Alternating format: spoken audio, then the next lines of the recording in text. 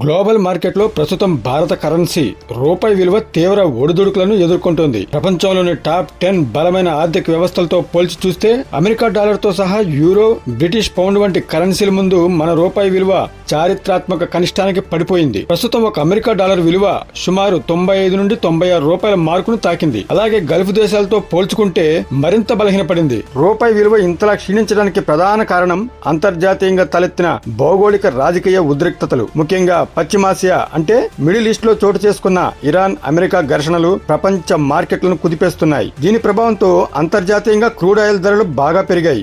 భారతదేశం తన అవసరాలకు కావలసిన 85% పైగా ముడి చమురును ఇతర దేశాల నుంచి దిగుమతి చేసుకుంటుంది. చమురు ధరలు పెరిగినప్పుడు మనం ఎక్కువ మొత్తంలో డాలర్లను చెల్లించాల్సి వస్తుంది. దీనివల్ల మార్కెట్ లో డాలర్ కు డిమాండ్ పెరిగి రూపాయిపై ఒత్తిడి తీవ్రమవుతుంది. దీనికి తోడు గ్లోబల్ మార్కెట్ లో అనిశ్చితి నెలకొనడంతో విదేశీ పెట్టుబడిదారులు భారతీయ స్టాక్ మార్కెట్ నుండి తమ పెట్టుబడులను ఉపసంహరించుకొని సురక్షితమైన అమెరికా బాండ్లు, డాలర్ ఆస్తుల్లో పెట్టుబడి పెడుతున్నారు. మన దేశం నుండి డాలర్లు బయటికి తరలిపోవడం కూడా రూపాయి పతనానికి మరొక బలమైన కారణంగా చెప్పొచ్చు. రూపాయి బలహీనపడటం వల్ల దేశ ఆర్థిక వ్యవస్థతో పాటు సామాన్య ప్రజలపై కూడా ప్రత్యక్షంగా భారీ నష్టాలు ఉంటాయి. మనం దిగుమతి చేసుకునే ప్రతి వస్తువు ధర భారం అవుతుంది. చమురు దిగుమతులు ఖర్చు పెరగడం వల్ల పెట్రోల్, డీజిల్ ధరలు పెరుగుతాయి. ఇంధన ధరలు పెరిగితే రవాణా ఖర్చులు ఎక్కువై పప్పులు, కూరగాయలు, నిత్యావసర వస్తువుల ధరలకు రెక్కలొస్తాయి. అంటే దేశంలో ద్రవ్యోల్బణం పెరిగి సామాన్యుడి జేబుకు చిల్లు పడుతుంది. ఇవే కాకుండా బంగారం, ఎలక్ట్రానిక్స్, మొబైల్స్, మందుల తయారీకి వాడే ముడి పదార్థాల దిగుమతి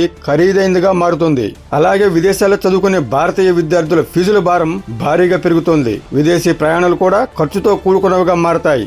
దేశీయ పరిశ్రమలకు దిగుమతి వ్యయం పెరగడం వల్ల కంపెనీ లాభాలు తగ్గి మార్కెట్లపై కూడా ప్రతికూల ప్రభావం పడుతుంది. అయితే రూపాయి విలువ మరీ ఘోరంగా పడిపోకుండా ఉండేందుకు భారత రిజర్వ్ బ్యాంక్ రంగంలోకి దిగిందట. తన వద్ద ఉన్న విదేశీ మారక నిల్వల నుండి డాలర్లను మార్కెట్లోకి విడుదల చేస్తూ రూపాయిని కాపాడే ప్రయత్నం చేస్తుందని సమాచారం. అయినప్పటికీ అంతర్జాతీయ మార్కెట్లో చమురు ధరలు అదుపులోకి వచ్చి గ్లోబల్ పరిస్థితులు చక్కబడితేనే రూపాయి మళ్లీ పుంజుకునే అవకాశం ఉంటుంది. ఈ నేపథ్యంలోనే ఇటీవల ప్రధానమంత్రి మోడీ ఆర్థిక క్రమశిక్షణపై 7 సూత్రాలు కాదు 10 సూత్రాలు చెప్పారు. కానీ అవేమి కింది స్థాయిలో అమలు జరుగుతున్న దాఖలాలు లేవనే చెప్పాలి.